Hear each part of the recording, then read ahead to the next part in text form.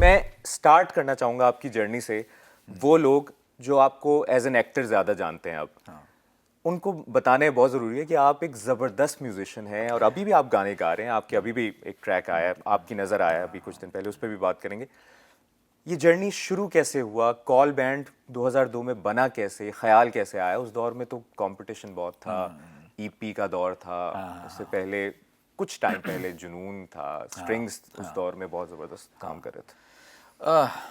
Call actually let 90s में एक underground band होता था मेरे बगैर।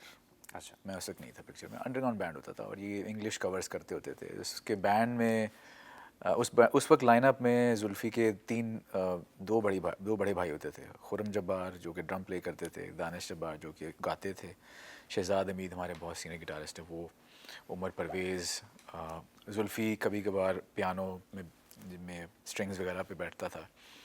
सो ये लाइनअप होती थी। इसके बाद ये सब अपने प्रोफेशंस में इधर उधर चले गए, बैंड तितर बितर हो गया। खुरम भाई जुल्फ़ी के बड़े भाई अमेरिका से वापस आते हैं और अराउंड सन 2002 के आसपास, और वो चाहते हैं कि जी दोबारा से बैंड शुरू किया जाए। तब उनको तलाश होती है बैंड मेंबर्स की, और उनको ख़ास तौर पे वोकलिस्ट की तलाश होती है। तो तब थ्रू कॉमन फ्रेंड्स उनकी मुलाकात मुझसे होती है, और वहाँ पे एक छोटी मोटी एक हमारी कैजुअल सी मीटिंग होती है। समझ लो एक ऑडिशन के पॉइंट ऑफ व्यू से कुछ मैं सुनाता हूँ, कुछ वो आपस में डिस्कस करते हैं। फिर वहाँ पे डिसाइड होता है कि हाँ जी ये जुनेद हमारी लाइनअप का हिस्सा हो चुका है। उस वक्त फिर सोचा जाता है कि ये कॉल को हम नाम यूज़ करें या फिर कोई और नाम से आएँ।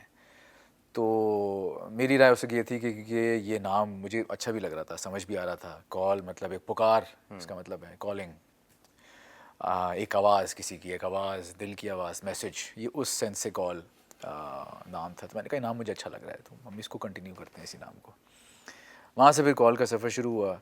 मेरा अपना म्यूज़िक का सफ़र तो यूनिवर्सिटी में शुरू हुआ था, जब मैं इंजीनियरिंग के तीसरे साल में था। और वहाँ पे मैं घर में गा लेता होता था। मेरा नेबर था, वो गिटार बजाता था, मैं गाता था। वहाँ से म्यूज़िक की लिस्टिंग शुरू हुई, इंटरनेशनल बैंड्स का एक्सपोजर मिला मुझे। वरना उससे पहले I am N 80s child, तो हम इंडियन गाने सुनते होते थे या पाकिस्तानी सुनने होते थे। पाकिस्तानी में मैं जुनैद जमशेद वाज द आवाज़। जुनून से मैं ज़्यादा रिलेट करता था, क्योंकि जुनून एक बड़ा रफ़ और वो रफ़ म्यूज़िक था उनका, रफ़ रॉ म्यूज़िक था, एग्रेशन था जुनून के अंदर, जो मुझे बड़ा पसंद था। मैं ख़ुद भी इस तरह की पर्सनालिटी का था, ज़रा खामोश तबीयत था। तो मेरे अंदर वो एक अर्ज थी कि यार मुझे फट के बाहर आना है, अपनी आवाज़ को एक्सप्लेन, अपनी मैसेज को लेके आना है, कम्युनिकेट करना है दुनिया से। सो मुझे रॉक से मैं बहुत ज़्यादा रिलेट करता था, उसमें एक एग्रेशन भी था।